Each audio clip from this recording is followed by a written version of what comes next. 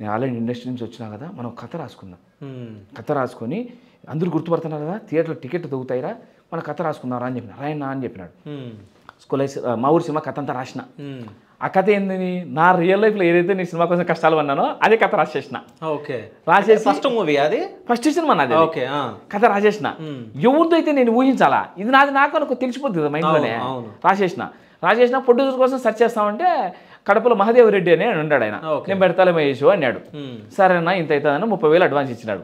సరేలే అని చెప్పి రాసుకుంటా ఉంటే ఫస్ట్ రోజు పూజా కార్యక్రమం చేసిన 30,000 ఎత్తుకొని పోయి మళ్ళీ ఒక 40,000 ఇచ్చినాడు కెమెరాలకి ఇవి తెప్పించడానికి. 70,000 ఇచ్చినాడు. 70,000 ఇచ్చిన తర్వాత స్టార్ట్ అయింది. 3 రోజుల తర్వాత వచ్చి డబ్బులు టైట్ అయిపోయినాయి, నేనేం చేయలేను అన్నాడు. ఇప్పుడు అందరూ ఊళ్ళో అందరూ చెప్పుకునే తిరిగింది నేను, పోస్టర్లు మంచిది నేను, జై జై జై జై అనింది నేను. ఈరోజు నువ్వు ఎత్తిపోతే నాకు కదా మానం పోయేది, పో స్వామి నువ్వు పోతే పోయినావు అని చెప్పేసి నేను నాకు 2 కార్లు ట్రావెల్స్ పెట్టినా. నేను 2 కార్లు అమ్మేసి దిగినా దానికి.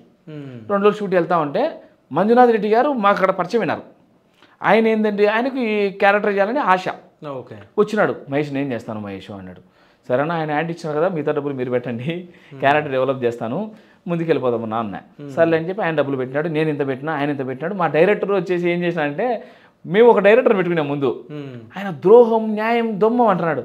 కాదన్నా మన భాష ఏంది, నువ్వు న్యాయం ఏంది, మన భాషలో రాయలసీమ భాష, అదే నువ్వు ఆ భాష పెడుతున్నావు, ఒత్తుపన్నాను అని చెప్పేసి అన్నను కొంచెం చెప్పి పద్ధతిని మెల్లగా తప్పించేసినావు. ఇటు చూసిన నా ఫ్రెండ్ శివరామ్ తేజ అని, ఆయన నా రూమ్మేట్, నా కెమెరామ్యాను నేను ఆయన ముగ్గురం 3 సంవత్సరాలు రూమ్మేట్లో ఉన్నాం. నువ్వు చేయన్నా అని చెప్పిన. నన్ను లైన్ ఇటరే తీసుకొచ్చినావు మహేష్, నేనే డైరెక్షన్ చేసేదనే, నువ్వు చేయనా మేము ఉన్నాము, ఏదైతే అదైతే చేద్దాం పన్నా అని చెప్పి ఆయన డైరెక్టర్ పెట్టినాం. అట్లా చేసినాం. అది అప్పుడు మా వాళ్ళందరినీ ముందే ఆడిచెల్లి పెట్టినా. అందరూ సెలెక్ట్ చేసింది నేనే, 500 మంది సెలెక్ట్ చేసింది. ఈ సినిమాకి డైరెక్టర్ గా నువ్వు ఉండాలనుకోలేదా? ఏదానికి? దీనికి, మా ఊరి సినిమాకా?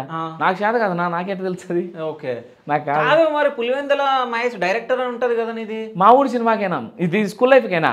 ఓకే, దీని గురించి చెప్తా చూడు. అదంతా అయిపోయిందే, అంతా థియేటర్ కదా మాకు హైదరాబాద్కి వచ్చినాక.